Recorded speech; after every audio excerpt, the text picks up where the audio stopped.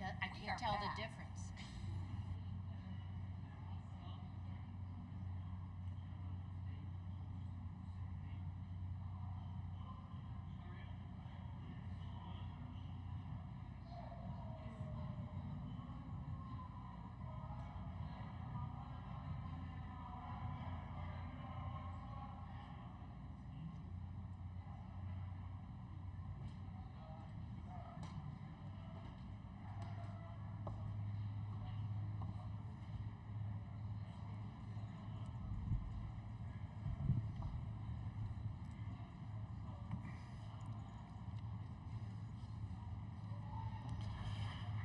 Good afternoon, everyone. On behalf of Creighton University, welcome back to the CHI Health Center Omaha for today's Between Rounds interviews featuring the 4 winning schools from yesterday's first round action.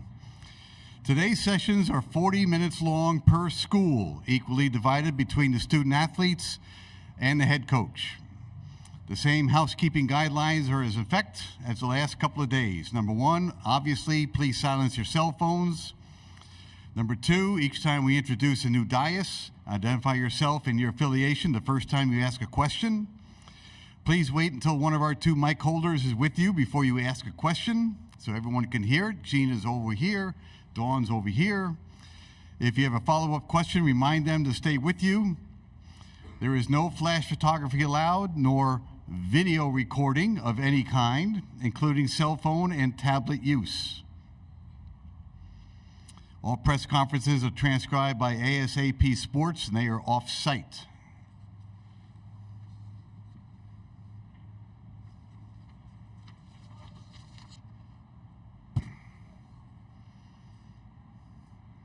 The 135 to 155 time slot is the student athletes from the Duquesne University Dukes. David Dixon, Kareem Rozier, and Fusini Dame will be the 3 student athletes. Duquesne is number 11th seed in the East Regional. They beat BYU yesterday.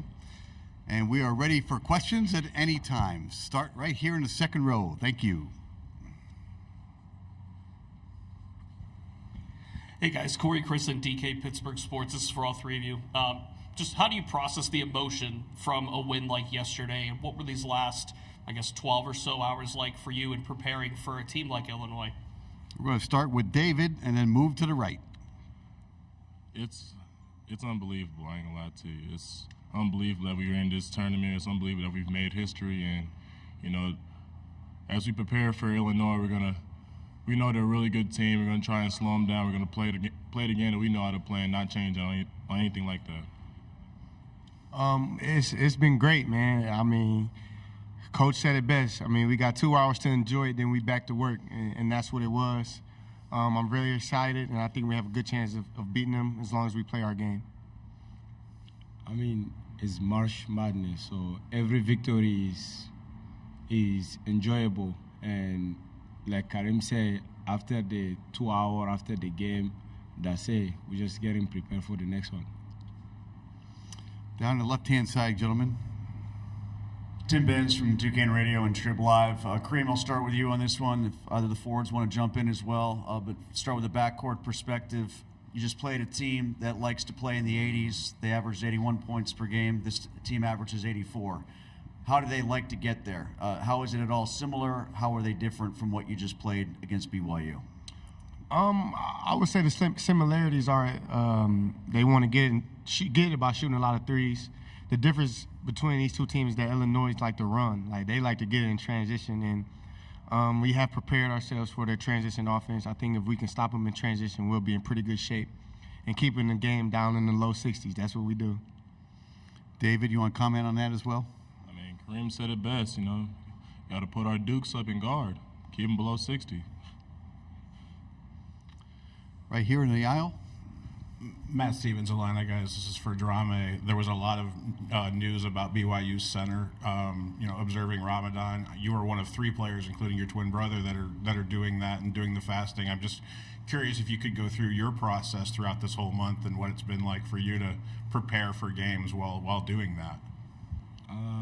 I mean, Ramadan itself is the holiest month in Islam, and fasting is just feel different. It activates this type of energy within yourself. People that are fasting can witness it themselves. It is just a unique energy that you just feel different. Rebecca, go ahead. Rebecca Josriak, Duquesne Student TV. At the end of the regular season, Day Grant gifted you guys custom Duquesne chains. What does that mean to you guys, and how does that gift reflect on who Day is as a person overall? Fusini, you start off with this, or go to Kareem next. It is funny. Like me and my brother was talking about. We've been in 3 different locker rooms, starting with St. Peter University, going to La Salle.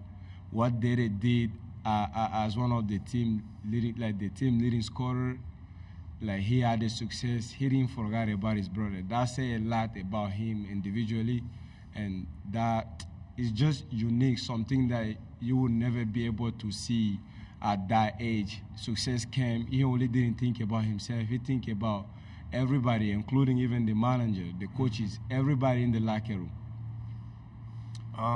Just piggybacking off what he said, it just shows how good of character he is, making sure everybody in the staff and managers, everyone got one. And man, it just shows how bright and big his heart is, because all the attention he's getting, because he is so good, he's still making sure we're a part of that. And I really appreciate him for that. And the whole team does as well. Right here in the center. Hi guys, I'm Steve Greenberg from the Chicago Sun-Times, and I want to ask all of you about Illinois. It's a question about Illinois' offense, but specifically, there's been a point in each of the last several Illinois games when they've been down and they've just blitzed the other team and kind of overwhelmed them with a sustained run, and then the game completely changed. So, given their streaky nature, I guess, and how good they are when they're good, what makes you think you can stop it? David, start off, please, and we'll go to Kareem next. I'd say we have significant experience in that type of thing. Like, teams are going to throw their best punches when they're down, and in order to be successful, you got to take those punches and dish them back as well. So, it's happened to us plenty of times this season. In the A-10 tournament, we've taken punches. We've been down in games after being up by a lot, but, it's just all about staying the course, keeping steady. Don't falter. Don't let anything get you out of whack. So if we do that, play the game we know how to play, we'll be fine. Agree with Dave. I mean, we've been doing a very good job of not getting too high, not getting too low, just staying steady pace. In the tournament, like he said before, is March, and we know we're going to get everybody's best shot. But we have come so far to where now we're able to take shots, take blows from teams, and recover. With all the great leadership from the older guys and myself, I think that we'll be able to recover from whatever shots that they throw at us. This is for Kareem. Shannon, one of the more prolific scorers in all of college basketball. You talked about the key to stopping Illinois is getting out in transition and being able to run the floor. What does Shannon do so well, not just in transition, but also on and off the ball once they get into the half-court set? He's a great one-on-one scorer. I mean, he can score at all 3 levels, but mainly him getting downhill in transition, he's very dangerous. I think that getting him in the half court will help us because we're such a great half-court defensive team. Right-hand side, gentlemen. Sam McEwen from the Omaha World Herald. I'm sure you've been asked this many times, but when you guys went through that 5-game losing streak, how did you rally out of it? And how low did it get in the locker room when you're losing those 5 after the calendar turns to January, and how did you get out of that rut? Fusini, start off, and we'll go to David next. I mean, as they always say, you would rather go to your tough time in the beginning than March. There is a lot of people that had very good success in the beginning of their season. It's just that show how good of coaching style we have, and then how strong they believe in the player and the player believe in themselves during those tough times. During the 5-game losing streak, me personally, it was very low. It was a very low point for me. I was worried about if we're going to even succeed, even make it far into the tournament. But, piggybacking off of what Fusini said, we have a great coaching staff that helped lifted everybody's spirits. We're all really good with each other. We love each other. We're a brotherhood. This whole team's a brotherhood. So, whatever we got going on, the coaches know about it. They're here to support us, and we supported each other. And, thank God we got out of that rut. We started winning games that next time, and look where it's brought us. We're in the tournament. We are halfway through this session. We have a question here and then one here. For Fusini, I wanted to ask about somebody who's 40 years older than you or so. So I don't know how much you know about him, but a lot of us learned about Ramadan and basketball, how it intersects from Akeem Olajuwon a long time ago. Did he set sort of a standard for doing that, for honoring that, for the importance of it and all that, that you're aware of? Is that something that you've learned about? Yeah, definitely. People like him that's setting a bar to show like kids like us that you can still practice your faith and still be at the bigger stage. Not only him, like current player like Kyrie Irving, that practicing the thing is something that we look up to right now, and we always telling ourselves that it is possible. Rebecca, again. This is for Dave. What are your thoughts on the potential matchup with Dane Danger tomorrow? I look forward to it. He's a really good player. I was watching the game against Morehead State. He's really strong, and that's a big challenge for me. And I know I'm ready for it. I've practiced so long. I've been through a lot, and I fear no man.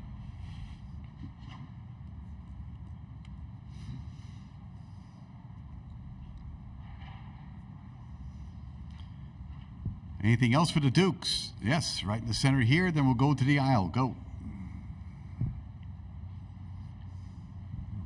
Is it me? Yep. Well, since we've got you, I want to ask about repping the A10. We've got an A10 team in Chicago, Loyola. How good is the league? And when you, I think it's something like, let's say, 8th or 9th in RPI. It might not even be that high. When you hear about how the A10 is sort of perceived compared with the so-called big boy leagues and all that, how do you interpret it? Kareem, start us off. We'll go to David next. I'm going to be honest. I think the A10 is up there with every other league. I mean, it's stacked with great players, great coaching staff, great coaches. And I feel that we can compete with any team.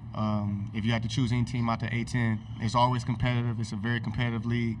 And it feels great to be able to represent the A10 right now and actually win games like we're doing, and hopefully keep making them proud, because that's our goal, to continue to put the A10 on the map and Duquesne on the map.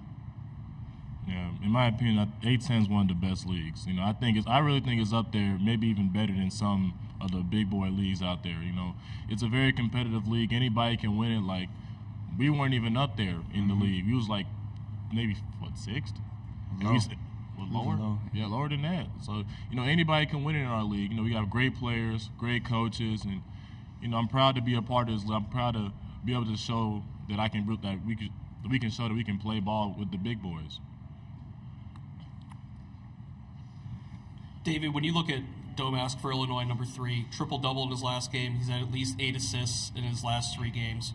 What makes him so versatile, and what's the key to stopping him defensively in your eyes? I think he's a do-it-all type of guy. He's a glue guy to the team. He's what holds the team together. And I feel like in order to win the game tonight, well, not tonight, on Saturday, we gotta make life difficult for him. So we gotta be all over the place, cause chaos. And if we do that, the game will be in our favor.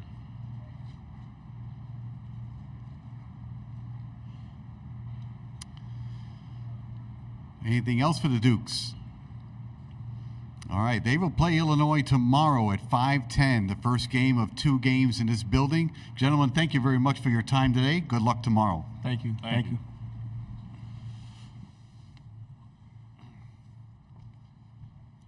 Great job. Great job. Good luck. Good job. Thank you.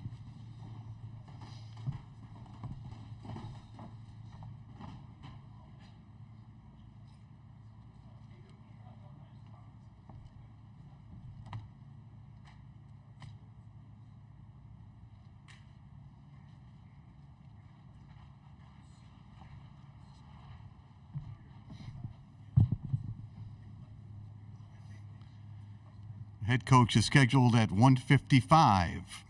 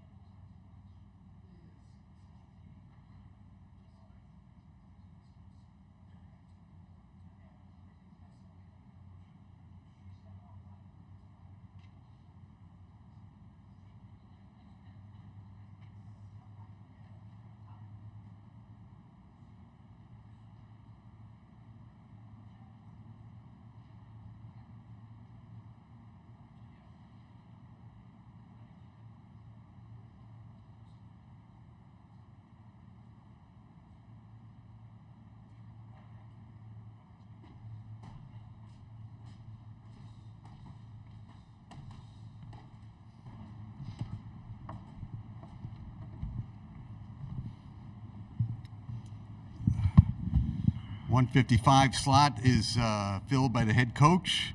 As mentioned, they'll play Illinois tomorrow at 5:10, first game of the doubleheader. We're going to ask Keith to start off with a statement on his team about the big win yesterday, and then we'll go to questions. Keith, please.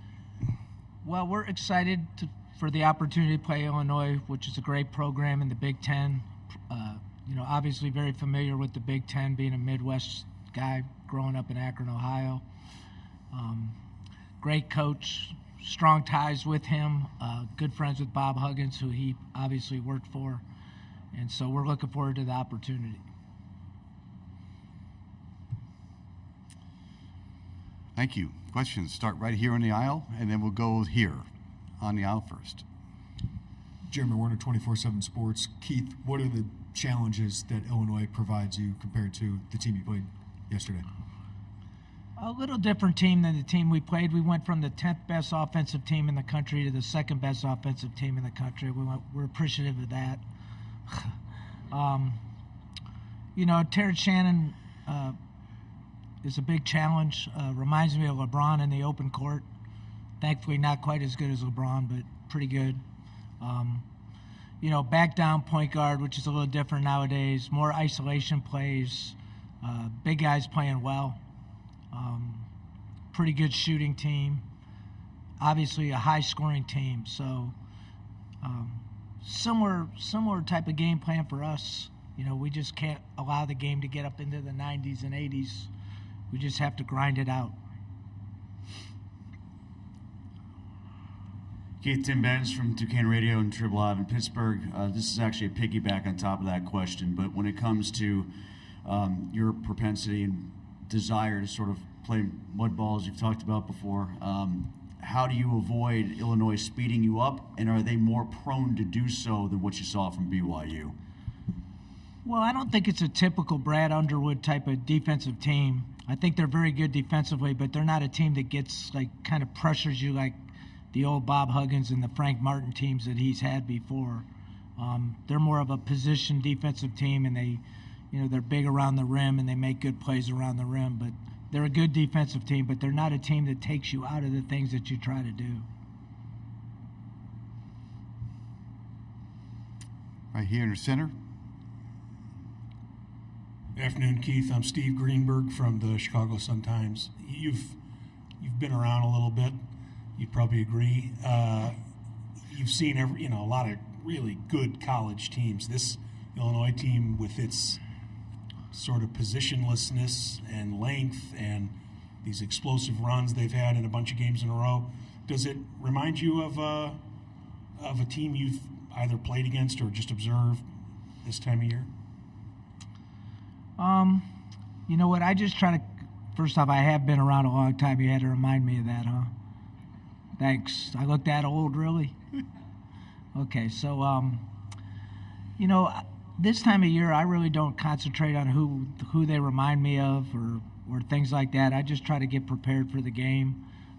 Clearly, they have a good team. They play in a great league. They have a great coach. They have great players.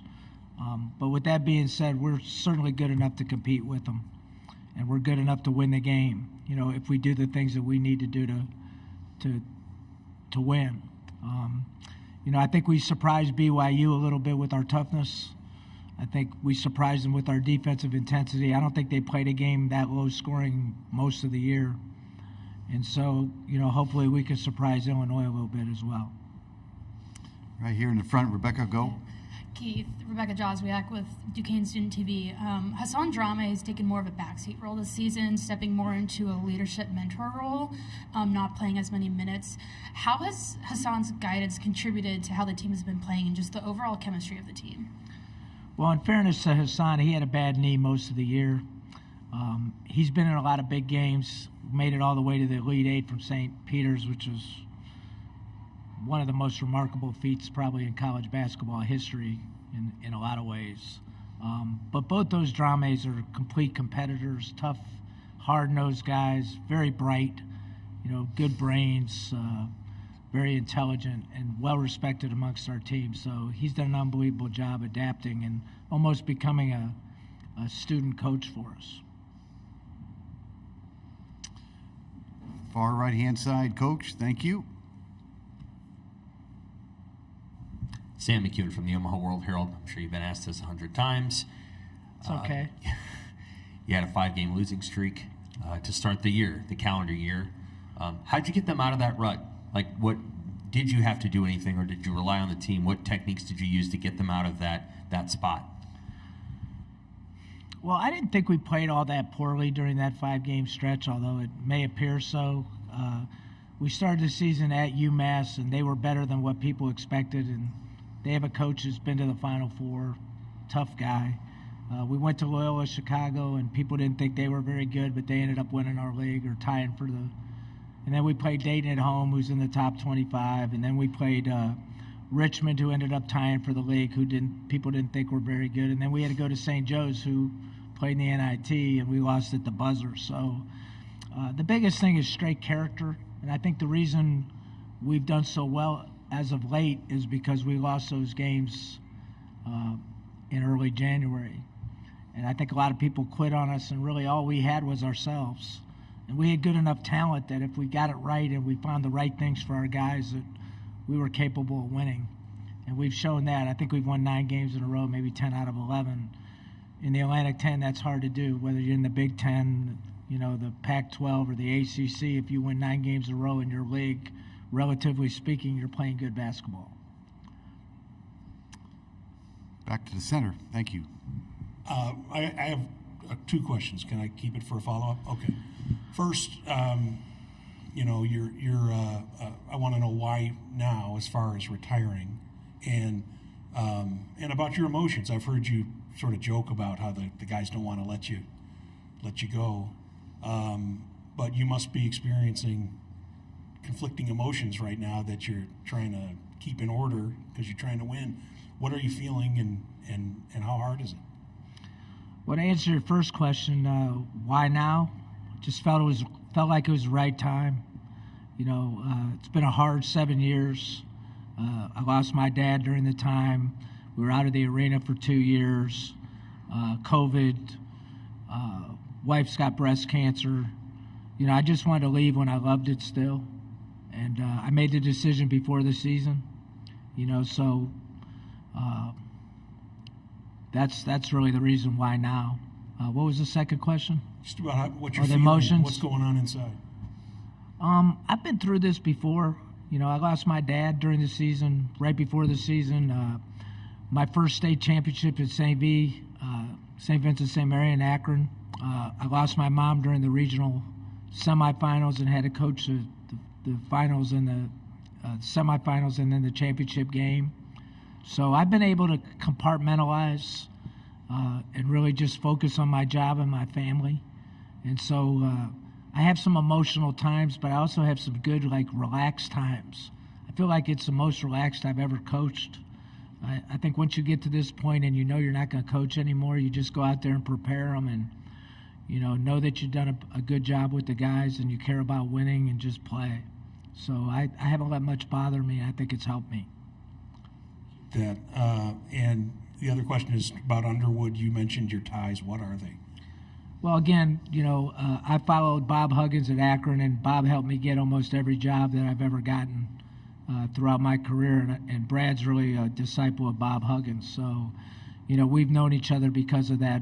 Andy Kennedy and Frank Martin and all of us are pretty much disciples. Even though I never coached with Bob, a lot of the things we do are related to Bob. A lot of respect for him as a coach and as a human being. A little misunderstood, and that's why I have great respect for Coach Underwood. I know that they're very close.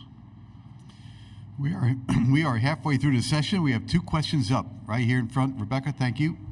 Hi, Keith. I know we've already talked a little bit about Terrence Shannon Jr., but can you walk us through your defensive assessment of him and Marcus Damask for us? You want me to give away my whole game plan, or? I mean, it's pretty clear if you watch him. Shannon's a definite pro. Maybe a first-round draft pick. I don't know. I don't know where he is on the board. I really don't look at stuff like that. Explosive athlete, unbelievable going to the rim in the open court, good 3-ball shooter, good toughness, good motor. Damask we played at Bradley when he was at Bradley, so fairly familiar. A little surprising to me that he went from a 3-4 man to a point guard, but he's done an unbelievable job with that. I think the biggest thing is Coach Underwood has put the pieces together and made a really good basketball team, and I feel like the whole is even better than the parts. I got to give him a lot of credit for that, because that's really what coaching is trying to take a bunch of individual guys and make them into a good team. And he may have had better talent with some other teams. I don't know for sure. You guys would know better than me. I don't follow him that closely. But certainly they're playing as a team probably better than any team he's had. So that's my assessment. We have 4 questions up now. We're going to start in the back standing. Coach Spencer Thomas from the Duke. Since you touched down in Brooklyn last Tuesday, you've basically spent the last week and a half alternating between hotels and arenas, and what I imagine must just sort of feel like you're down in a bubble. I'm curious what's that been like for you, for someone who's experienced it before, and then for your team who are sort of just stuck together for the last week and a half. Well, not only that, but we also played at George Mason and VCU, where we were out Friday to Tuesday. So we had a long stretch then as well. I mean, in a lot of ways, it's really good because you have nobody else but each other. You know, so you're pretty isolated and you're pretty concentrated on basketball, and, you know, 2 tough games on the road at George Mason and VCU, and then right into the A-10 tournament. We played well with it, so maybe we ought to stay out more often. Hi, Coach. LeBron obviously supporting you guys on social media, and I guess he sent you guys some shoes as well. Have you heard from him personally, and what's it like to have the King having your back here in the tournament? Well, it would be better if he was on our team. Then we might have a little bit of an advantage, right? Like, I mean, he'd be hard to deal with. Listen, LeBron's a great human being. He's done more for our city, you know, Akron, for his community, education in the inner city, cares about people that have been committed to him, and he'll never forget, you know, people that have helped him. You know, he likes me, but he loves Drew Joyce, so who's our associate head coach. They've been best friends for forever. And he cares about us, and it's nice to have him as a part of our program. I wouldn't be sitting here if it wasn't for him. Right-hand side, Keith. Greg at Clinton, this is for WESA, the NPR station in Pittsburgh. Your players had talked the other day about wanting to win this tournament game for you, since you had never won an NCAA tournament game. Given the nature of your business, were you looking ahead to that second round matchup, or did you have a chance to appreciate getting that first tournament win? You know, I don't want this to sound the wrong way or arrogant, because I'm certainly not arrogant, but I only played in 3 of them, and we're the lower seed every single one of them. Even Bob Huggins didn't win his tournament game at Akron, so it's not so easy when you're the lower seed, but I really don't care about any of that. My only thing is, hey, get your team ready to play and play a good basketball game. And so none of that ever goes through my head. I think if you think about those things as a coach, you're headed for disaster. Like, where's your next job? What's the next, you know, you just have to stay in the moment and make sure you're relaxed and that you convey what your team has to do to win.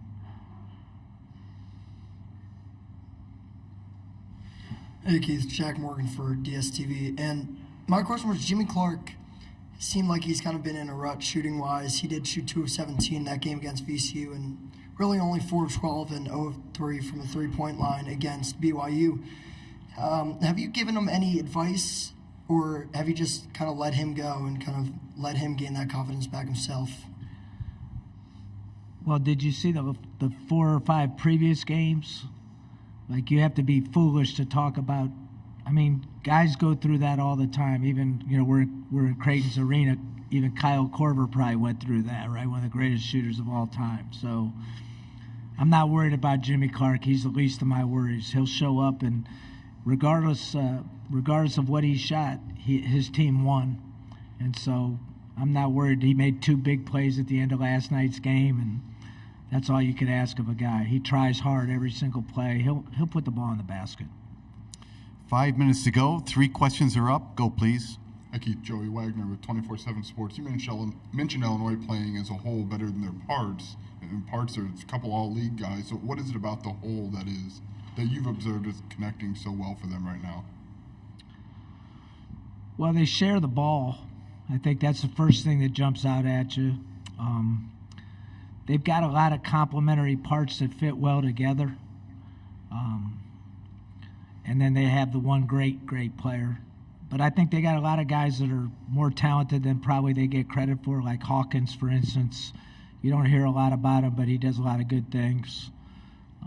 They have a deep bench that you probably don't hear too much about because, the main guys get most of the... But I do think the biggest thing that has made them better is the big guys played better, and he's played more, which gives them a legitimate chance to win the national championship. I think without him, they would have very little chance to win the national championship. You have to have somebody dominating that can score the ball inside at times. Otherwise, you're relying on just slashing to the rim and jump shooting. So he gives them an opportunity to be better, and you can see Coach playing him more and more and more and more. Coach Corey Christen, DK Pittsburgh Sports. Kareem talked about how last night, after the win, you guys took a couple hours to enjoy it before moving on and focusing on Illinois. From a coaching standpoint, how do you shift the players' focus when emotions are so high and you have to kind of get them back on track to get ready for another opportunity like this? I mean, you have to be ignorant if you can't get focused, right? Like, that game's over. You got to get to the next one. And these guys are bright guys. We have some competitive guys in the room. I'm not worried about it at all. More than being focused, I just want them to be relaxed. I think that's more important. The focus will be there. You're playing in the biggest stage in college basketball. So, they're not going to have any trouble with focus. It's going to be, hey, can I relax enough to play a good game? Keith, yeah, I'm not sure this is completely fair because I asked you why you're leaving and you didn't mention this as part of it. But what's your disposition toward the changes in the game and the sport and how fast it's moving? You know what I'm referring to, NIL and all that and portal. And are you glad to not be swimming in it anymore after this? It's a fair question. It's really like a question that we need to answer. So I don't love everything about what I see in college basketball, but there are some things I like. I mean, I think the players deserve to be paid. I don't know if there's a better system than this. I'm sure there is. The thing I don't like, I try to treat my players like I would my own son who's a professional athlete. I don't like the fact that guys can just quit so quickly. I don't think that really teaches them much. I think it teaches them to quit. And some guys should leave, but other guys shouldn't. So I think that's the part I don't really like. And I think the problem with being able to do it multiple times, 2, 3, 4, and really right now unlimited, I don't think that's great. I don't think it's good for anybody. It's not good for college basketball. It's not good for the fans. It's not good for the student athlete. And it certainly isn't good for coaches. I like the fact that they make money. I wish there was a way to, I'm a former financial advisor, so I wish there was a way to put it in a trust and so they understand that, this is money that needs to be used in the future to help their lives and not spend it all. As we all know, adults don't do a very good job with money. Young people certainly aren't going to do a very good job with money. So I wish the system was a little bit better for them in that regard. So yeah, I don't love everything about it, and I think it's first and foremost, it's not great for the student athlete in all regards. And we are out of time. Keith, right. Thank you very much for your time, and best of luck tomorrow. Thank you, mate. Thank you. Dukes and Fighting Illini at 5:10. This way? No, go this way. I'll make you comfortable. Thank you very much. Good seeing you. All right. Fighting Illini student athletes due up here at 2:20.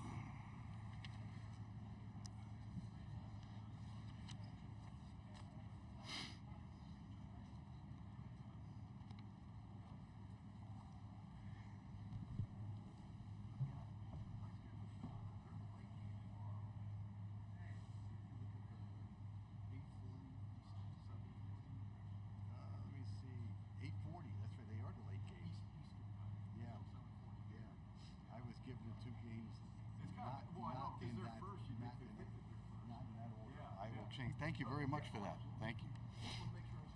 Yeah, right. Yeah.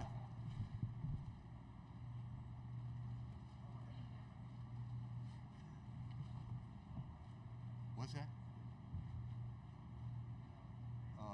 They're down already. Yeah, I think I put them away.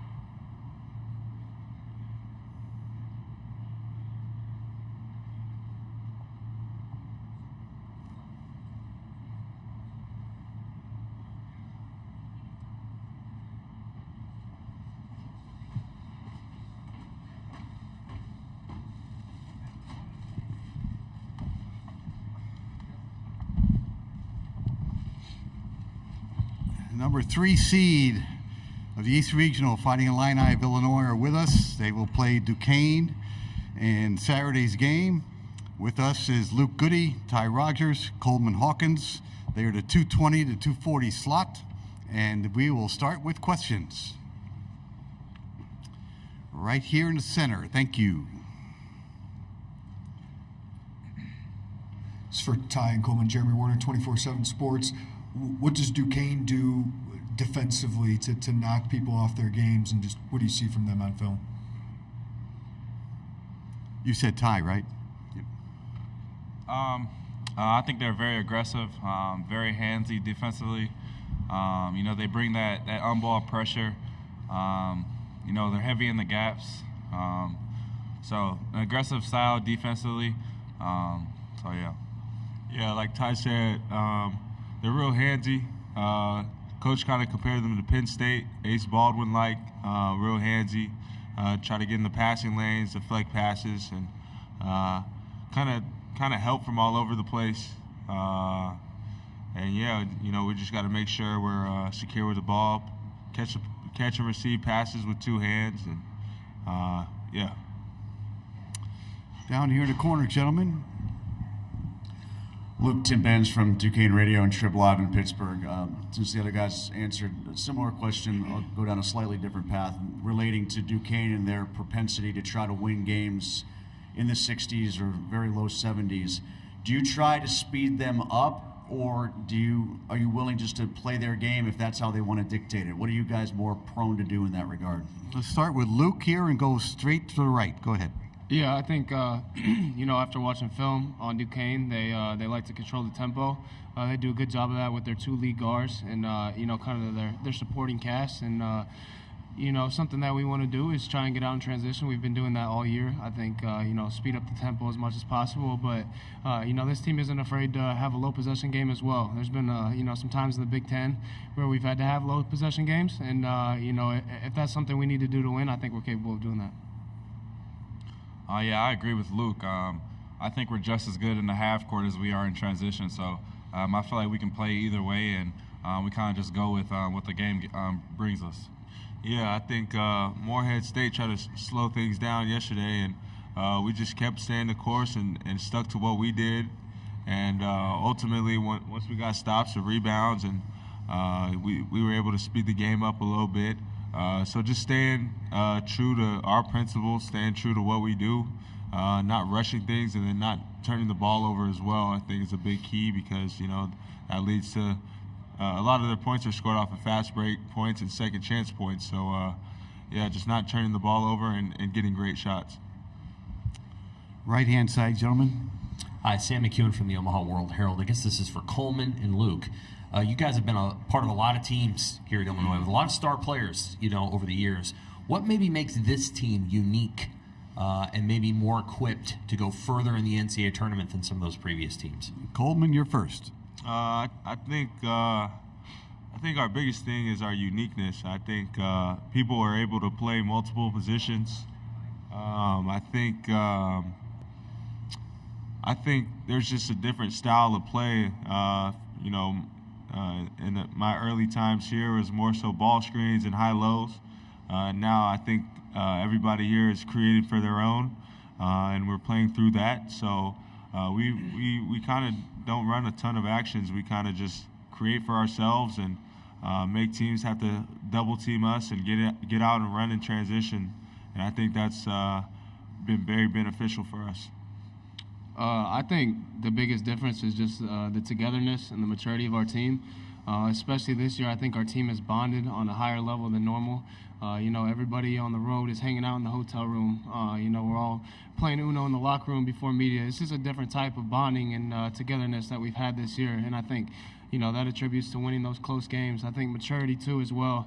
When you got, fifth-year seniors out there, Quincy, Marcus, Justin coming off the bench. You got Dane, who's in his 4th year of college basketball, Coleman. And you've got guys that have been in the program.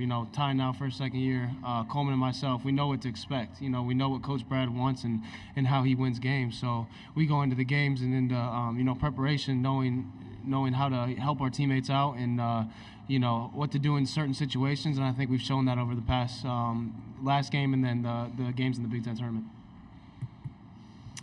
Right here to center. It's for Luke and Coleman. You guys know it's been 19 years since Illinois has been to a Sweet 16. You guys were toddlers at the time. What's it mean to have this opportunity to be one step away and have the opportunity to be that team? Luke, you're first, please. Yeah, it's a great opportunity. We don't necessarily talk about that as much. That's more something kind of other people talk about. We just look at it as another game, another opportunity to win a game. Our goal after we won the Big Ten tournament, we said, it's going to last through Sunday night, and then once it hits Monday, we got 6 more games until the end of our season. So that's been our mentality. We haven't really thought of, records or anything like that or kind of the history of Illinois. It's more just like we got to focus on us, get ready for Duquesne, who's a great basketball team, and take advantage of this opportunity. Yeah, for sure. Like Luke said, I don't think it's really something we pay attention to. I think it's more so like been fans and people who love Illinois, who want to see the program do great, kind of been nagging and pulling that second weekend. But yeah, like Luke said, we're kind of just focused on that next game, and this next game is Duquesne, and focusing on that, not focusing and trying to get ahead. I think if we go out and play hard, we'll have a good chance of playing that next weekend. So,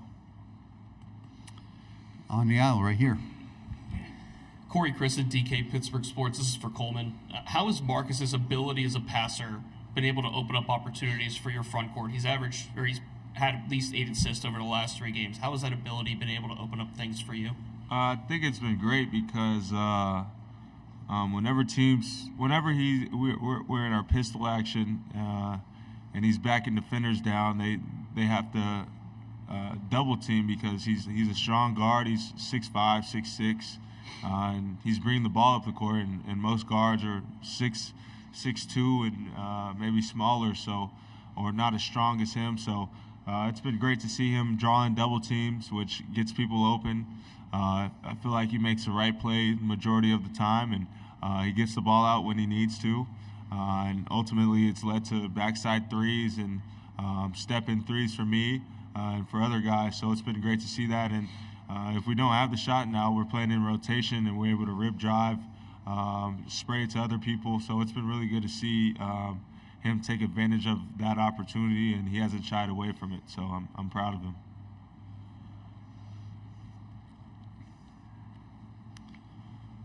Yes, sir. Ty, this is kind of about Coach Frazier. What is he? How has he kind of kept it light during practices or on the bench? I've seen videos on social media of him still being able to blow by some of the guys during practice, or he's still able to get up and dunk the ball. So how's Coach Frazier kept it light for you guys? He just brings that energy, just as far as defensively, just putting that fire in us and making us want to go out there and get a stop and put kills together. He's always on us in practice, and he just brings that motor and brings that intensity. He's someone we look up to, and we've seen what he did when he played at Illinois, so he's a good role model, and he just brings that energy, and he helps us go.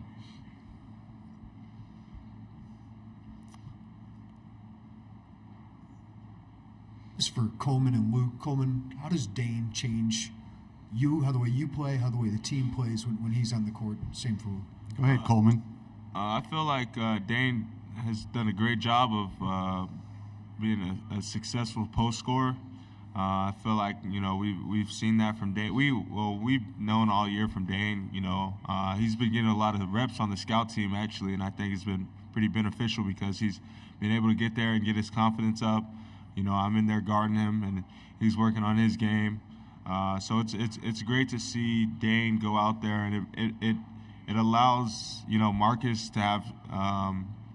I feel like Marcus and Ty kind of have like a pressure release, and Terrence, because I feel like every time we throw him the ball, and whenever he gets to the rim, I feel like it's going to be a bucket. So it's been great to see him kind of shine in these last couple of games.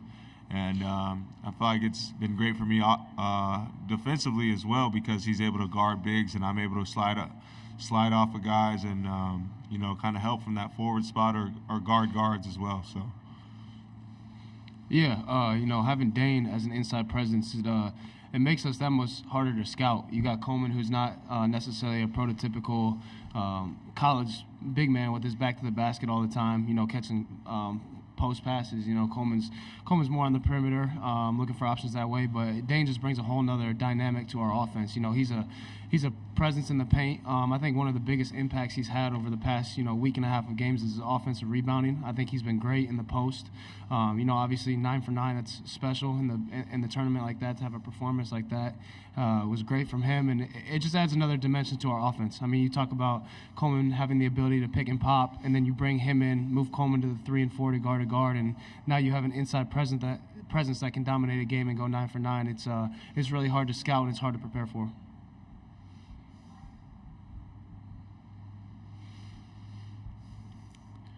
Anything else for the Fighting Illini?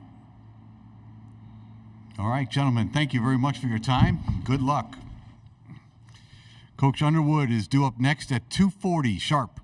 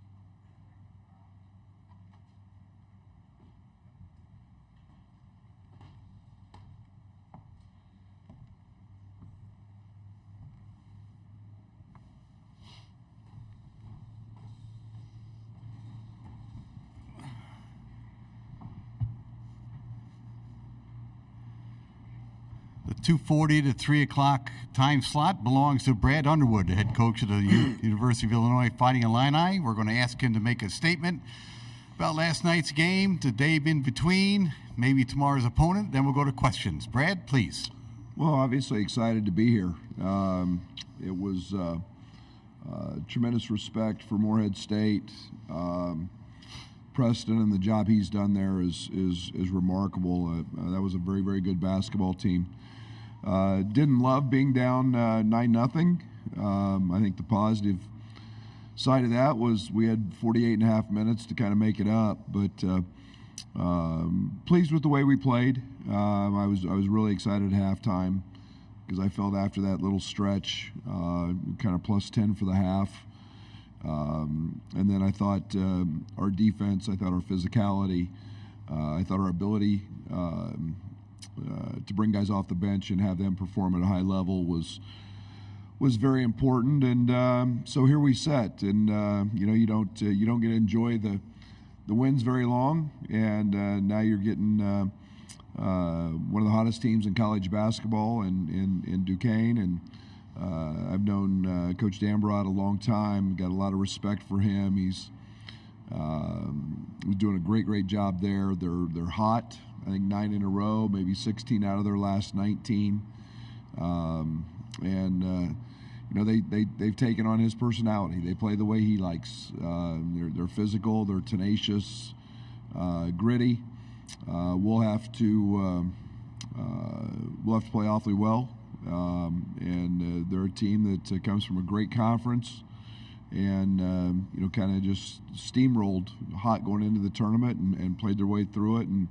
And here they are, and they were outstanding yesterday against a very, very talented and very gifted offensive team in BYU, and just really, I thought, took them out of what they wanted to do. So we know we got our hands full. We got to play well, and we'll take advantage of today and in preparation and recovery, and be ready to go tomorrow night at 7:40.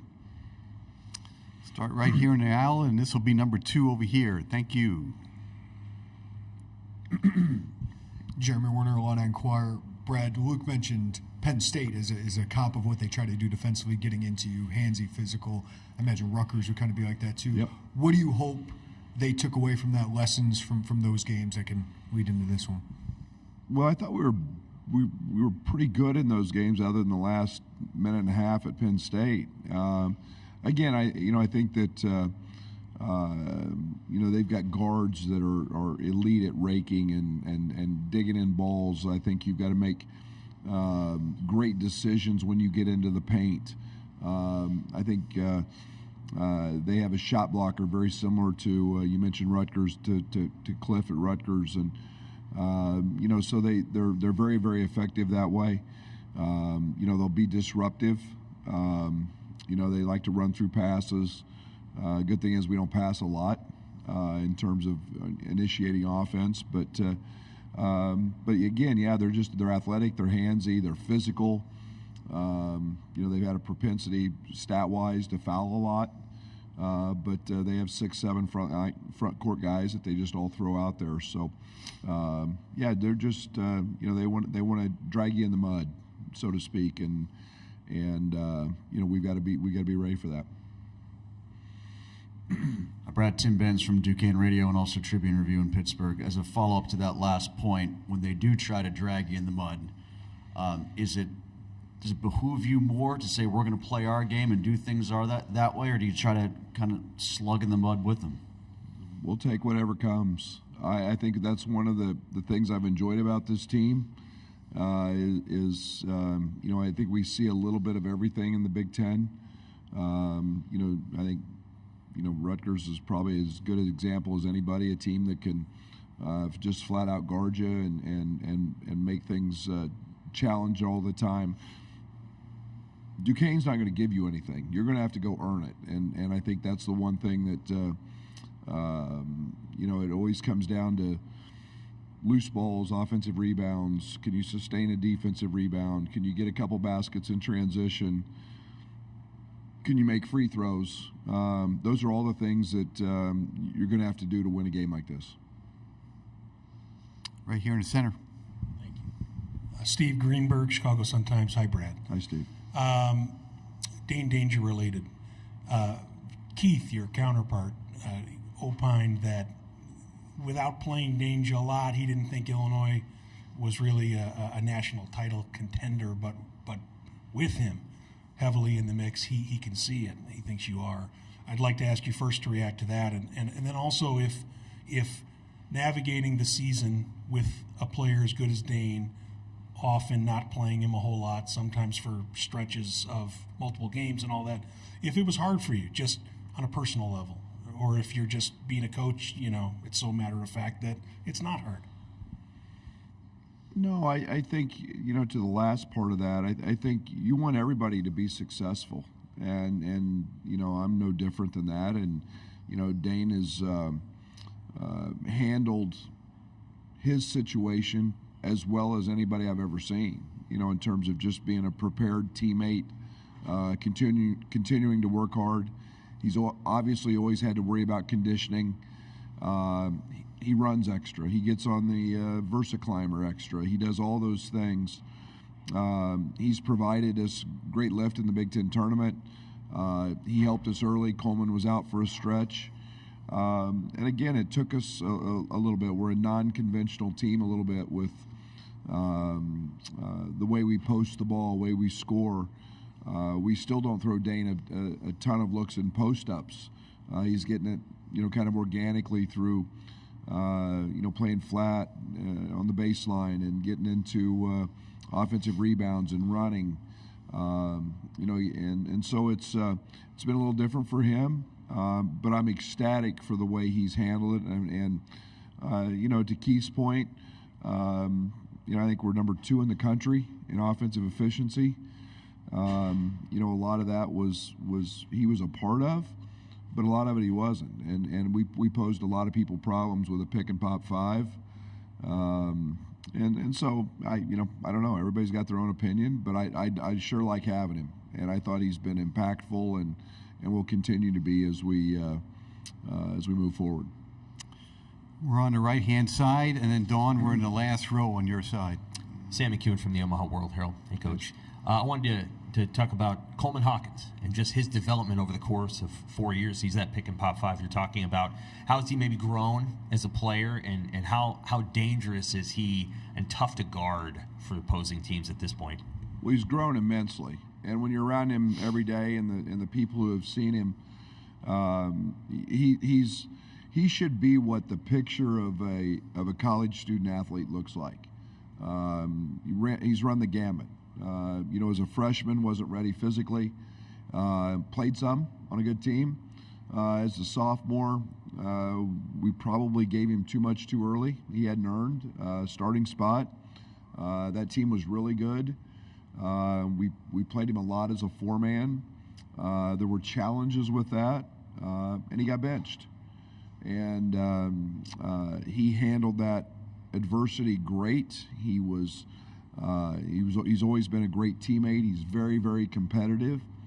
Last year he's thrust into a leadership role with a team of a bunch of freshmen, 2 transfers, and Terrence Shannon and Matt Meyer.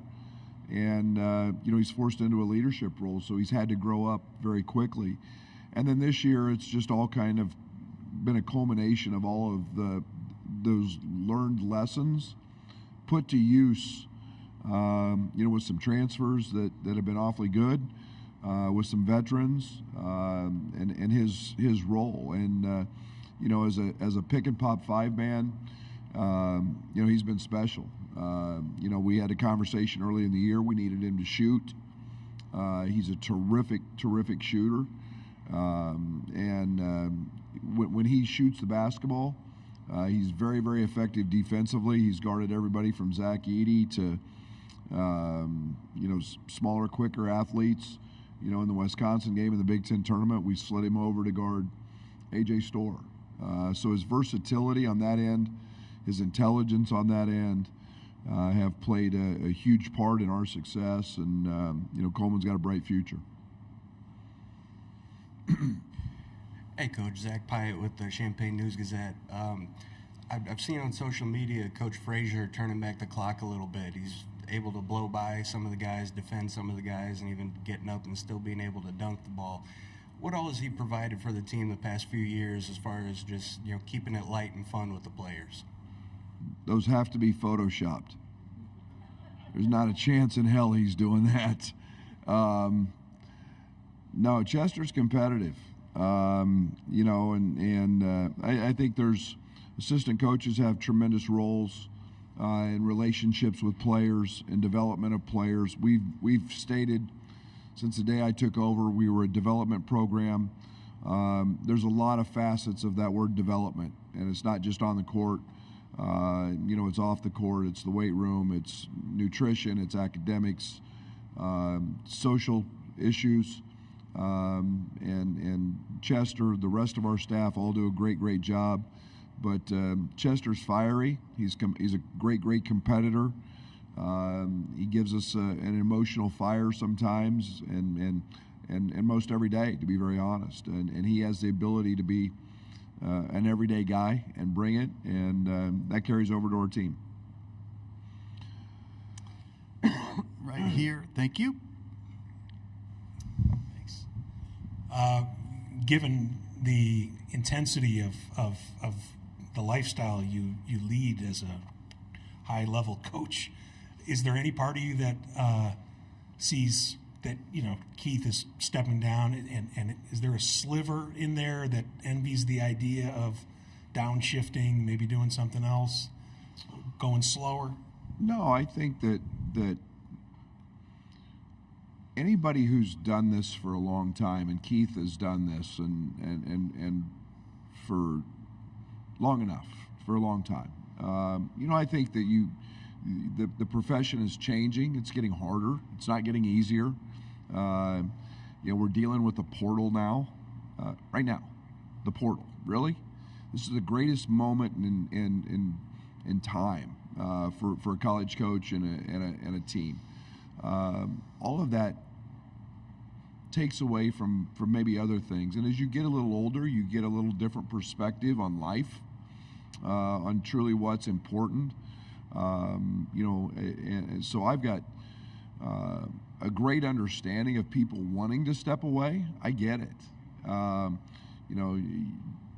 I ready for that personally? No, but I'm also pretty blessed. I get to coach with my son, and I've got wife who's very supportive, 2 wonderful daughters, and I try to keep them around as much as possible. And I have a really, I think, gift that I can flip a switch and step away from basketball pretty easily. But I get it, and I'm happy for anybody who chooses to be able to be done and know that they get to do it pretty much on their terms. Keith's been a grinder, a worker.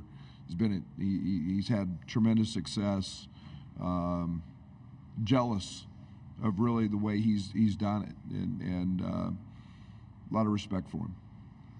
We're under 7 minutes to go. We have 2 questions up. Go, please. Hey, Brad. Eric Olson with the Associated Press.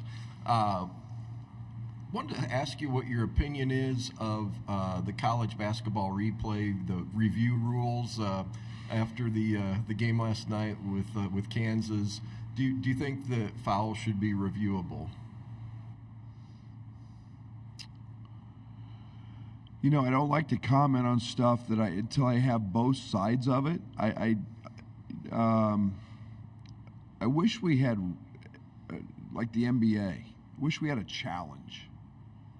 And you're going to get me started on, like my frustration comes from the fact we play a different game in college than everybody else. We play a different game in the United States than everybody else. We're the only country in the world that doesn't play by the same set of rules at all levels. High schools don't have shot clocks. Some of them do, some of them don't. We have a different lane. We have a different three-point line. College basketball plays halves. Everybody else plays quarters. So there's a lot of things that are out there. But I do wish we had a challenge.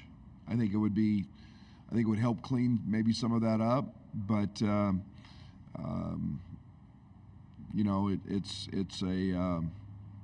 was the tough play. and you kind of live with the outcome. Right here. I'm going to have two, if I could. But Brad, Luke has always seemed ready in these moments, postseason moments. What is it about that, or what is it about him that gives him that and the consistency that he's brought to your program? Yeah, and Luke, was it 2 years ago we played Houston, and we were without Jacob Grandison out with an injury, and man, he stepped in as a freshman and just was tremendous in these moments. He's not afraid. Luke has tremendous confidence. He's got a swagger about him that allows him to go out there and be successful. He puts in the work, so I think he's confident in his abilities. Now he's a little smarter than he was 2 years ago on the defensive side. He gets it. I thought he did a great job yesterday. So I look at a very confident guy with some swagger who's not afraid of the moment. And I know you're focused on the huge challenge ahead, but fans are so eager to get back to the second weekend. But this opportunity with so am I. Sure, it's really hard, but what would it mean to have this team be the one that does that for this program? If we're fortunate enough tomorrow, ask me that then, I'll tell you then. Not getting too far ahead. Anything else for the head coach? Yes, right here, Sheena. Got 4 minutes left. Go. We can't let you leave early. You probably didn't watch, and I hope you don't mind the question. Maybe you did, but FAU, you played. Northwestern, you know so well. Northwestern won. Any reaction to just what they've, being able to do that without Barry and Nicholson and what they're dealing with? Go Big Ten. No surprises. Boo's special.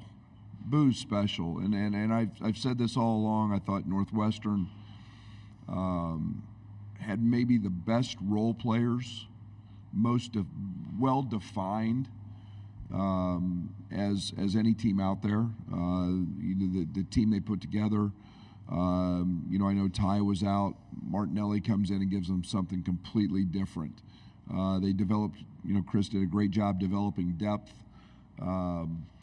But when you have Boo, things are going to run pretty easy. He's as good a point guard as I've seen in this league in my time. I think he's one of the best in the country. But it's not just his scoring or his ability to do that. It's just his confidence, his swagger that permeates throughout that program. Defensively, they've been really solid here the last couple of years.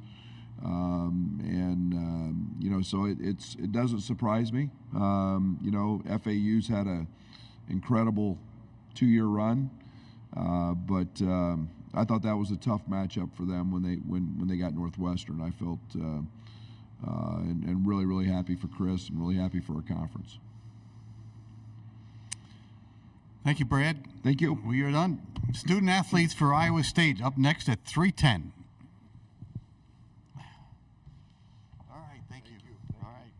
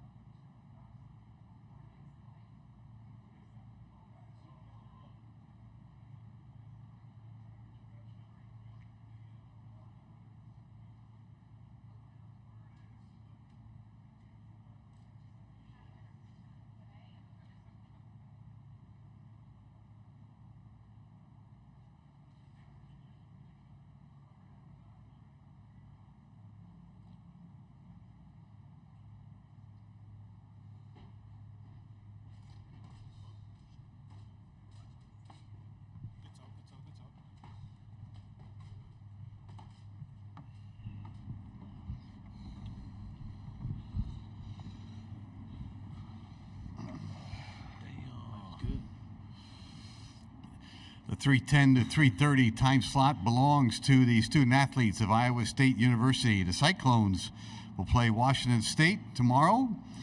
We have Trey King and Curtis Jones with us, and we're going to go straight to questions in this 20-minute session.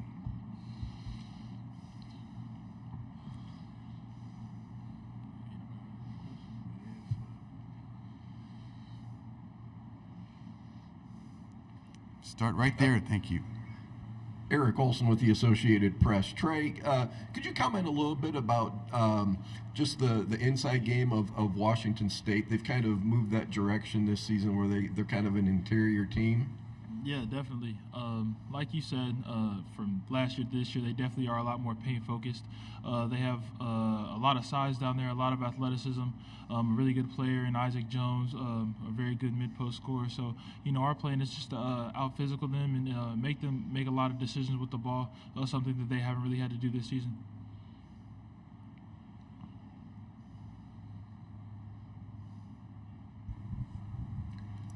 Mike Patterson, Omaha World Herald. This is for both players. Just talk about, is it an advantage for the Cyclones just having so many Cyclones fans over here, and it's probably going to feel like another home game tomorrow? Curtis, here first, please. Yeah, it's definitely an advantage. I was happy we got placed here in Omaha because we knew the fans would be here for us. It feels like a home game, when they're with us like that. So, and we were undefeated at home, so if it feels like another home game for us, I'm confident in our chances at winning the game. Likewise, shout out to our fans for traveling and being as faithful as they have been. Just to have this advantage of them being so close definitely does give us that extra edge, that extra chip, and just helps us to play even harder.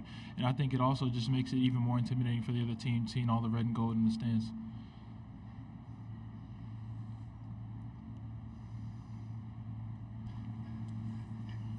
I'm trying to think. Trey, you were here last year, right? Yeah. Yes, sir.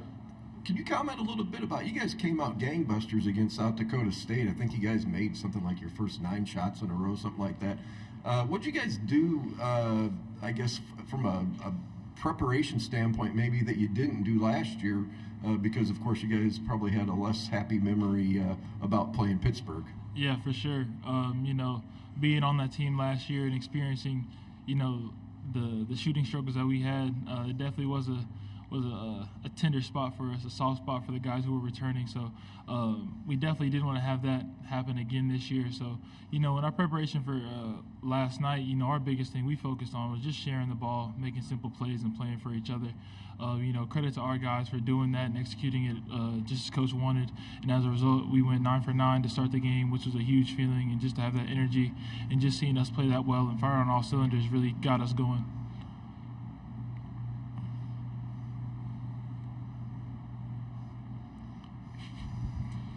Both players. Just talk about Washington State. Do you know much about them? Did you watch a game last night? Curtis, here first, please. Yeah, we got back probably close to halftime to the hotel yesterday and was able to watch some of that Washington State game. It looked like I didn't think they was going to win in the second half. They got down, but they came back. So that's a credit to them and, their resiliency. They start, I think, 4 guys over 6'7", so we know they have a lot of length, and we just got to try to combat that.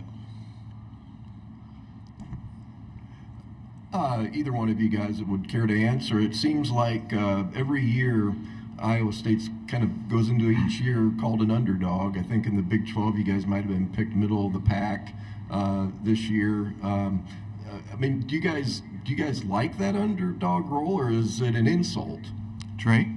Yeah, we embrace it. Coming into this season, when the Big 12 rankings came out, they had us predicted 7th, I'm pretty sure. So, it's nothing new to us. We love being counted out. We love being looked down upon by everybody else because, the theme for us this year is we owe. Every time we have a big game where everybody thinks we're going to lose, we always rise to the occasion and show up in full force and win in extraordinary fashion. So credit to our guys just for not being comfortable with the success we have and just maintaining that mentality of us being that underdog and owing everybody that we face. Curtis, yeah, how about that underdog role?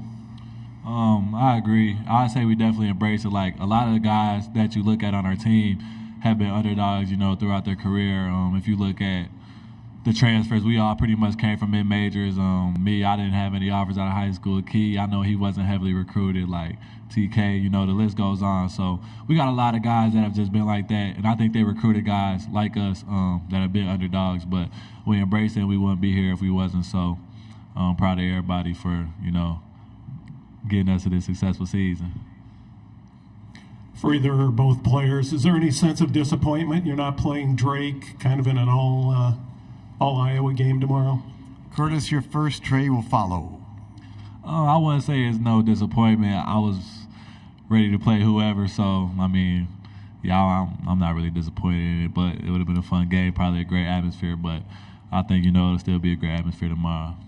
Yeah, kind of going off what Chris said, definitely we're ready to face anybody. But for me personally, it kind of was a little disappointment just because my dad did play at Drake, so just having the opportunity to play against his alma mater would have been kind of cool. But, congrats to them and the successful season they had. It just wasn't in the cards, so.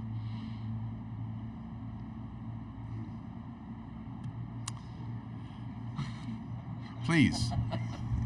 Go wear you out. I was wondering if you guys, when you had that run through the Big 12 tournament like you did, and especially how you guys finished it off with that real nice victory over Houston, I know everybody wants to play their best this time of year, but, did that tell you anything about yourselves about how far you might be able to take this thing? Trey, you're first this time, then Curtis. Yeah, for sure. It definitely did give us a glimpse of just what we could be. We always talked about we didn't want to peak early. We wanted to kind of hit our stride right around this time. And, winning the way we did, we knew that our best basketball was ahead of us. I think that, as a team, that was probably our most complete game that we played offensively and defensively. And just seeing that taste of what we could do gave us a good, exciting feeling, especially rolling into the tournament. I think I felt like we could go all the way since, about the middle of the conference. We were going into games thinking we would win every single game. So we're playing, the best teams in the country in the Big 12, thinking we can win every night. I pretty much was confident in us ever since then. So now that we're playing, different teams, I still feel the same way, and hopefully we can take it all the way. This is for Curtis, Alec Bussey, 24/7 Sports. Naturally, a lot of your shots this season have come from beyond the three-point arc. They're a team that doesn't allow teams to take three-pointers. How do you go about counteracting that on Saturday? I think I just continue to take what the defense gives me, whether it's threes or trying to get to a floater or making a play for a teammate. Like Hodge yesterday was catching so many lives. Just whatever the right play is, trying to make that play and using my IQ to combat whatever they throw at us. And to follow up with Trey, I know Coach Otzelberger has challenged you a lot this season to be active on the glass and to be really physical, and that's a goal that you've made for yourself. Against a team that's as big and physical as Washington State, how much pride do you take in this being maybe your best opportunity to showcase those things yet all year? Yeah, I take it as a huge sense of pride, a big opportunity for me, and I can't be more excited. I feel like every time we have these big games against the more physical teams, I always have some of my best games. I was talking with Coach TJ, and he's like, every time we played Houston, you've had one of your best games. Every time we played TCU, who both were ironically two of the best rebounding teams, most athletic teams, and most physical teams. So, I embrace the challenge. I'm excited for it, and I'm ready to see what not only me, but the rest of the frontline guys do, and Hassan and Rob as well.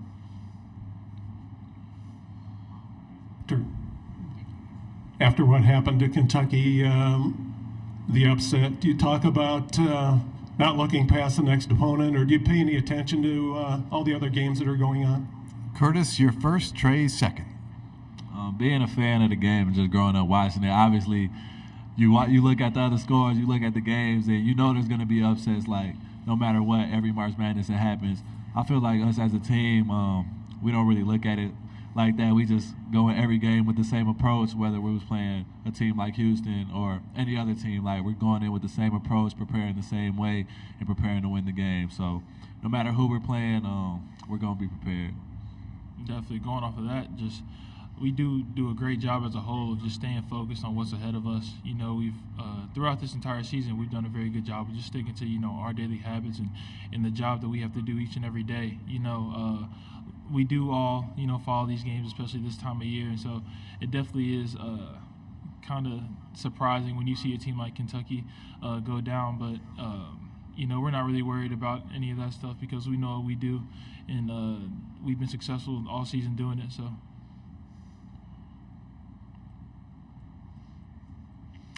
Anything else for the Cyclones of Iowa State? All right, gentlemen, thank you very much. Best of luck tomorrow against Washington State. Thank you. Great job. You got blitzed a little bit. Good job and good luck.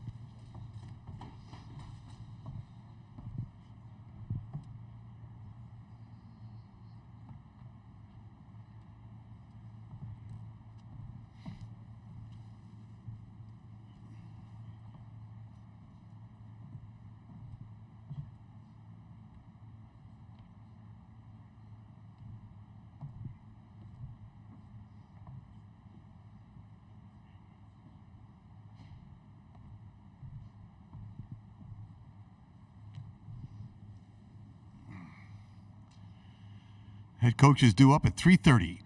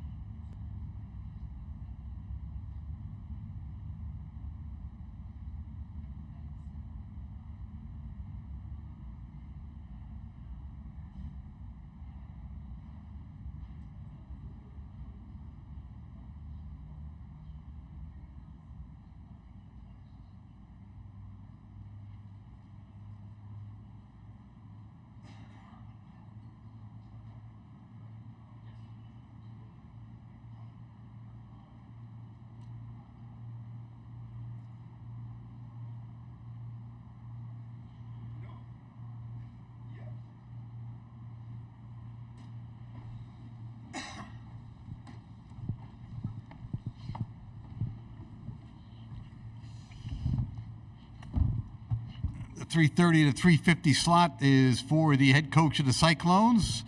We're going to ask TJ to make a statement on last night's victory and the upcoming game. Then we'll go to questions. TJ, please.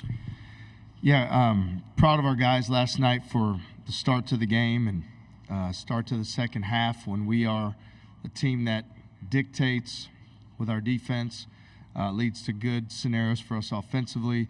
Proud of the way we shared the basketball, and a credit to our guys for staying the course against a really good South Dakota State team. Okay, questions? Start right there. Thank you. Coach, what do you think the biggest challenge will be facing Washington State? Yeah, they've got tremendous front court players, size on the interior. They do a great job getting the ball in the paint, getting the ball in the post, attacking the rim.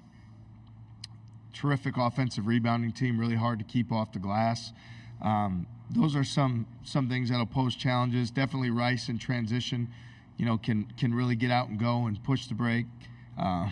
He does a great job running their team, changing speeds. So, and then defensively, they do a great job keeping you off balance.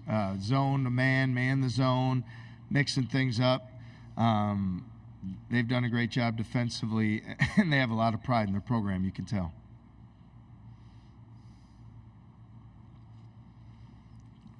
Yes, on the aisle here. Hi, Coach. Alec Bussey, 24/7 Sports. You talked about their size. How do you go about combating that when you're a program that talks so much about being able to dictate the focus of a game, and they have more size and potentially as much physicality? Yeah, we need to.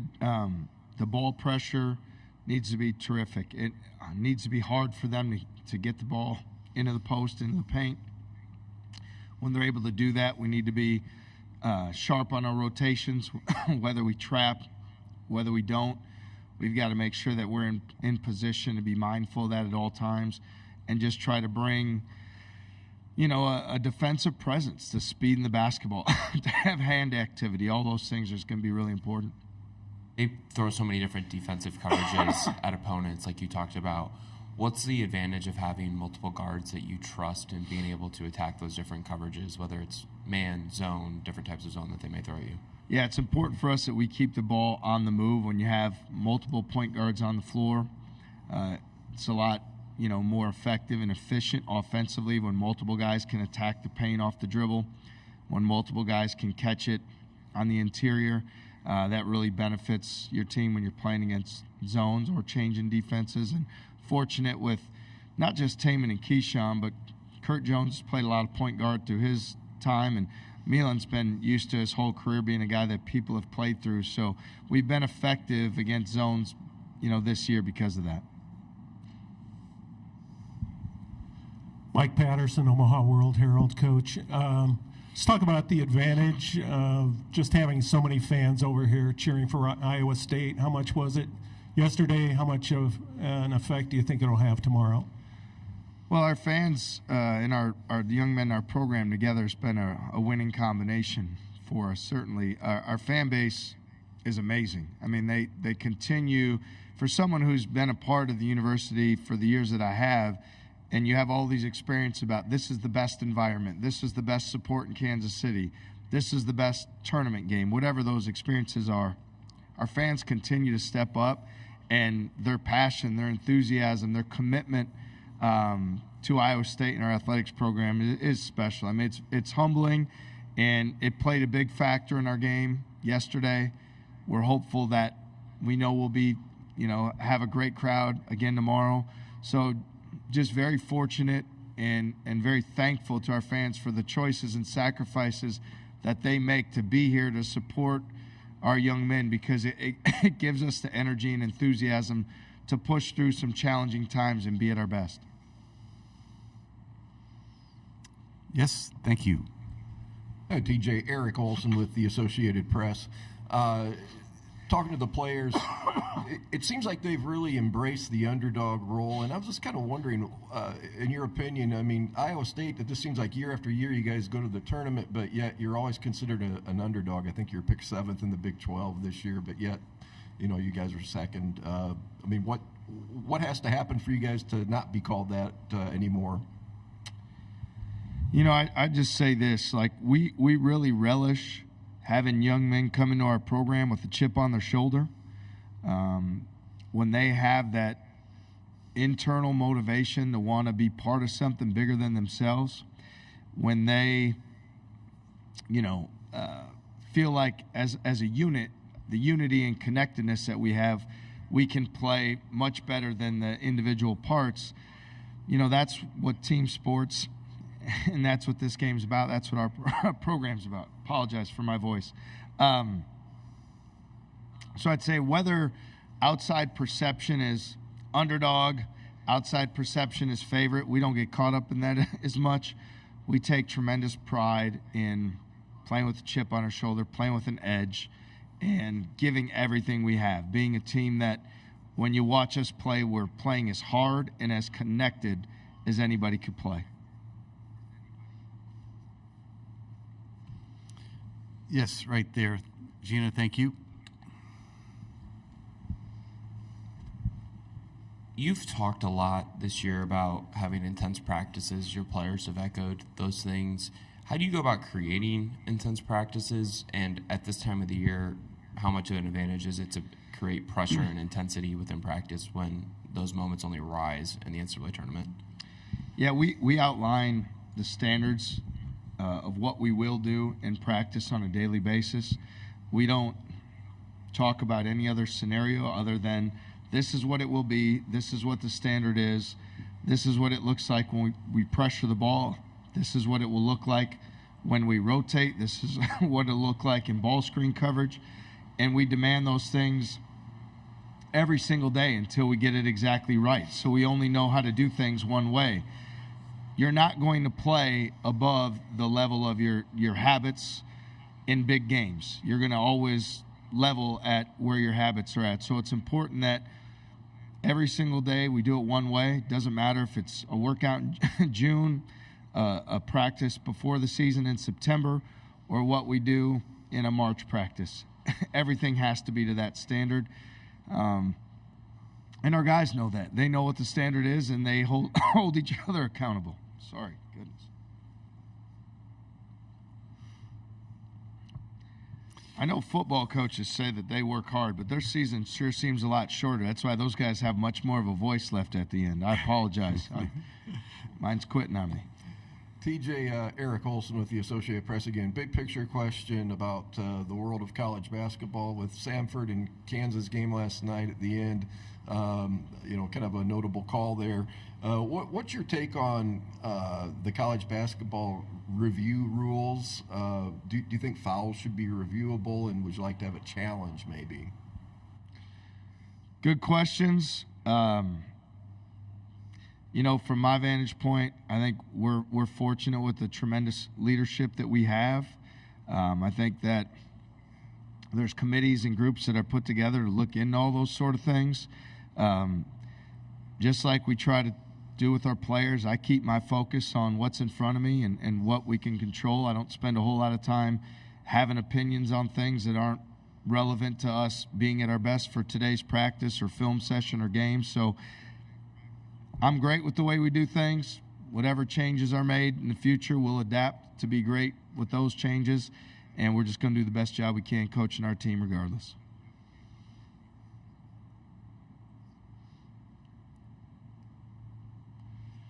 Anything else for the head coach of the Cyclones? Yes, we do. Go. Coach, would you have liked to have played Drake tomorrow, make it an all-Iowa contest, or didn't make any difference? Yeah, we don't look ahead and have a preference, that sort of thing. We just focus on what the reality is and what's in front of us. And right now, all that focus is on Washington State. They're a very well-coached team. They're playing with a lot of confidence. They played well late. They've gotten some big wins. So we know all of our focus and energy is committed to doing what we need to do to be successful against them. All right. Thank you, TJ. Very well. And good luck tomorrow. Thank you.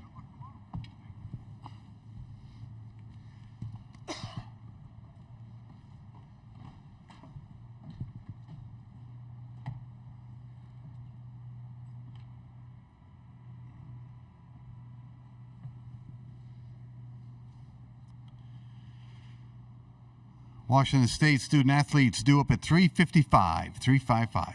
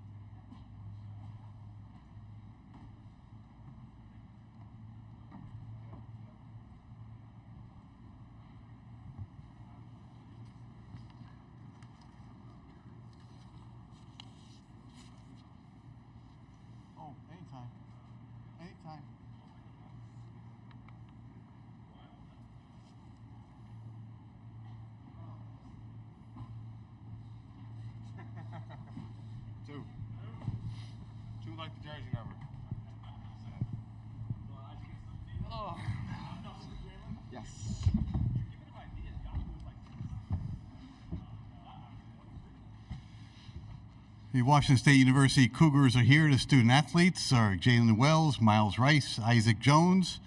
This will be a shortened version of what was scheduled. We're going to be have the head coach up here on time at 4:15, so we'll go right to questions. Less than 24 hours now since you guys came back to the win against Drake. What's kind of the last several hours been like, kind of, digesting everything about that game while also getting prepared for Iowa State? Start with Jalen and go that way.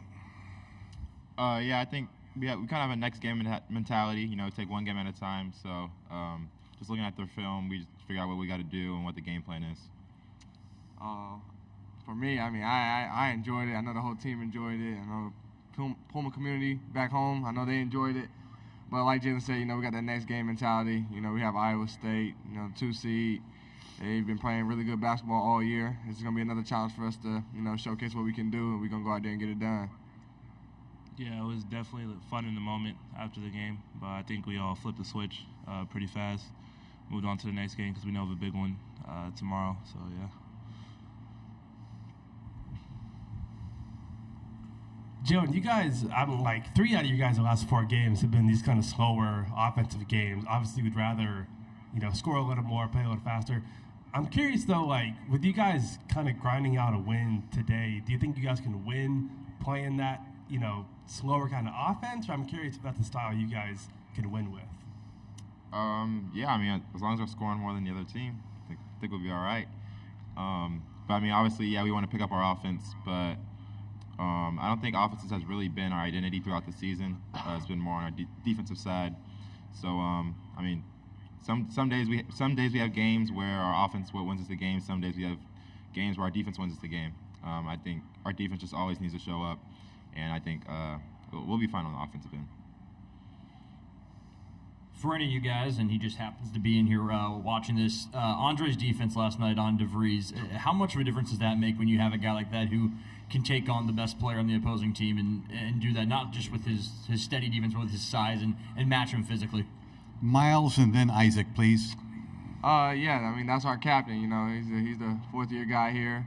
They emphasize that if we make it hard for Tucker, then it'll be a hard game for them to I think 61 might have been one of the lowest point totals all year as a team collectively. He went 6 for 18.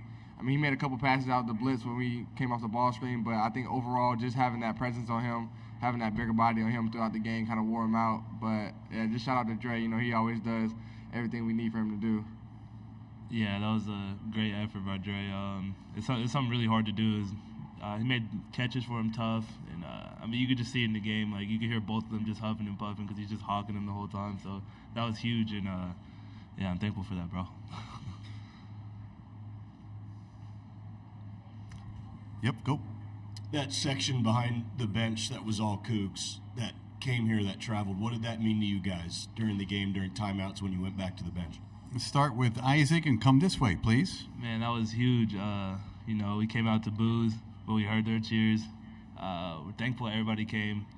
As I said before, we carried the pride of Pullman, and so did they, and they came and showed out for us. I ain't gonna lie, I think it was beautiful, man. Just seeing everybody can have their families out there, seeing other, Cougar alumni or just people that just support us from all around the country to be out here, when they don't have to. But it was just, like I said, it was just beautiful to see. They said it was kind of like a home game for Drake, but I think throughout the game, sometimes it felt like a home game for us as well. So, like I said, it was just beautiful for us to see. Yeah, definitely great to have that support. I love the chants. Sometimes I'm on the court just singing it myself. I like the little shark chant. What else they got? The little go, Cougs, go. That's my favorite one. But.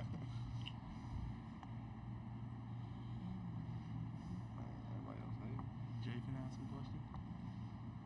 Yep, come back to the front. Thank you. It's kind of the same question for you. When you guys are playing a little slower, how do you kind of take advantage of that, and how do you kind of fit into that offense when things are kind of going slower on offense? I like playing slow. I'm a player that says I play at my own pace, and I play slow, and I like to see the floor, especially since I get doubled a lot. I think playing slow is good for us because I can see the floor, scan it, make the skip pass, and we get open shots off of it. And I think that's what's important about playing slow and not being sped up by other teams. For any of you guys, how many times do you think Isaiah has watched the replay of his shot by now? Miles and then Jalen, please. Knowing Isaiah, and he hangs out with me a lot, so I probably would have did the same thing, watched it a couple times. But rough estimate, so the game ended at 11:30. What time is it now? 3 o'clock. At least 15 times, probably. That's a good estimate. I mean, I watched it a lot of times, so I'm sure he did it as well. That's a big shot. Like, probably a shot that'll live in Coug history for a while.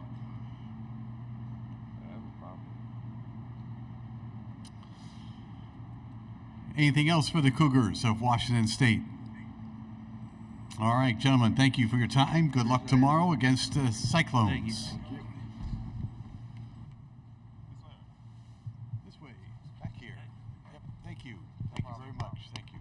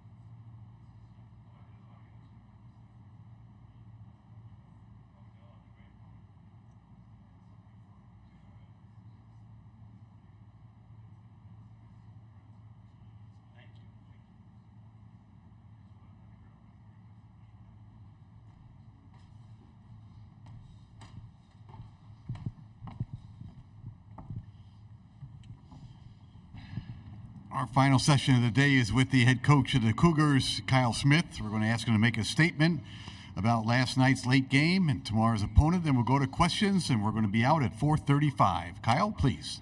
Yeah, it was a great win for our program. Haven't won a NCAA tournament games, I believe, since 2008, and quite the foe in Drake. A really competitive game, and we were able to outlast them there. And then we've got a tremendous opponent tomorrow. We got Iowa State, who won the Big 12 and one number 1, number 2 defensive team in the country. So we'll have to do a good job taking care of the ball and handling their defensive pressure. Thank you. Questions? Right there. How good was Yaki defensively against DeVries? Please identify yourself. Yaki was tremendous. I think is probably gone understated how much he impacted that game and just making DeVries work. And I think DeVries is a really good player. And Andre hit a big 3 for us, but really where he did his work and just wearing them down. They kind of wore down each other, but that was to our advantage.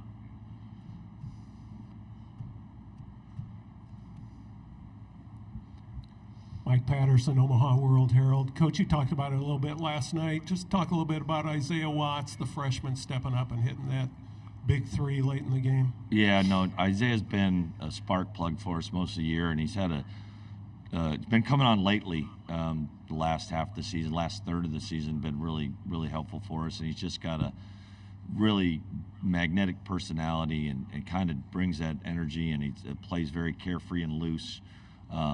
And not afraid of the moment, and I don't think anyone on our bench was surprised him taking that shot, and not surprised it went in.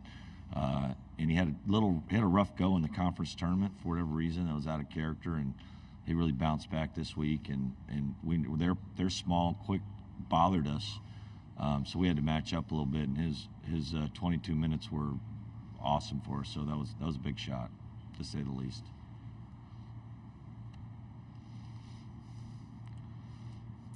Stay here yet.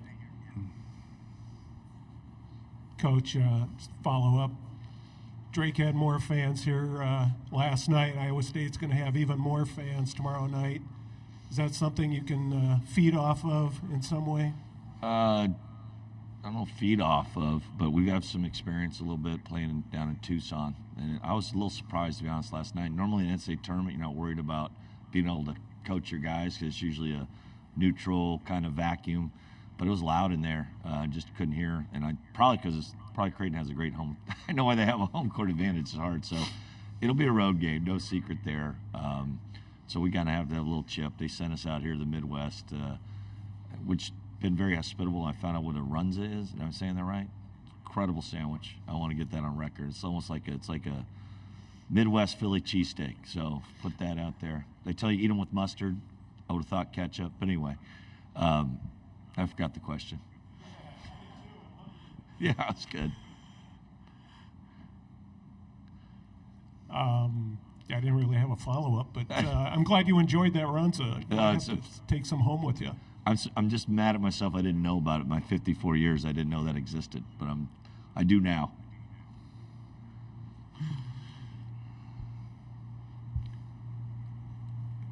Hey, Matt. Is Isaac underrated?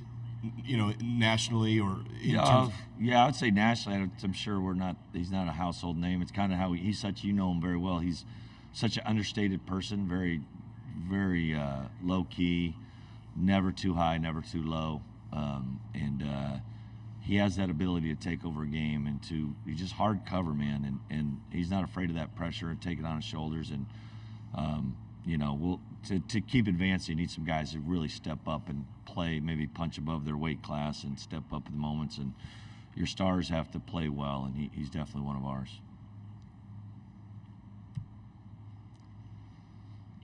Stay there. Thank you. Coach, just playing a little catch-up from last night, but the lateness of that game, did you feel that maybe was a little bit of an advantage? You were maybe used to it a little bit more than the Midwestern team? Yeah, maybe.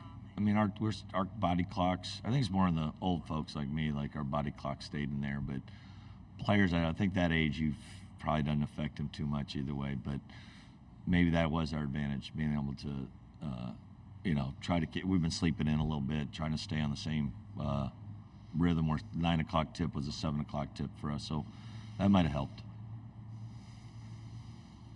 I'd rather have the home fans, like they did the bus trip in here. Proud of our Cougs. They showed up. We had a good turnout.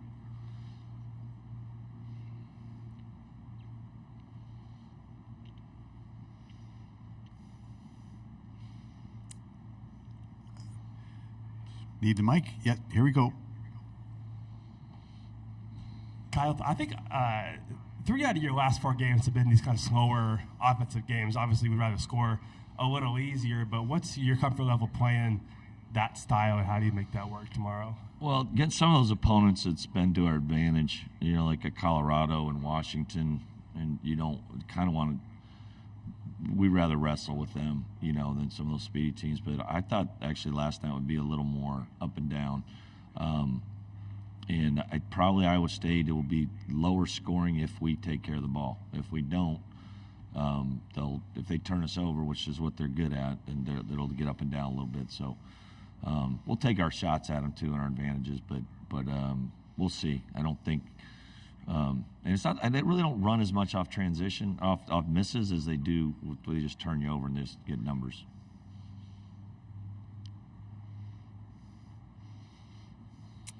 You have a follow-up for that?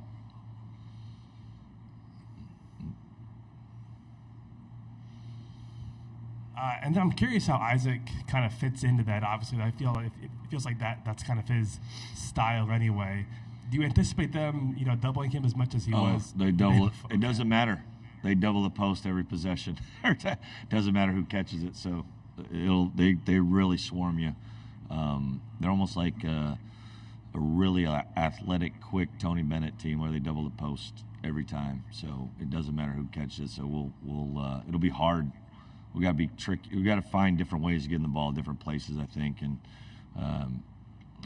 get on the glass a little bit. Maybe we have somewhat of an advantage there, I hope. Anything else for the head coach of the Cougars?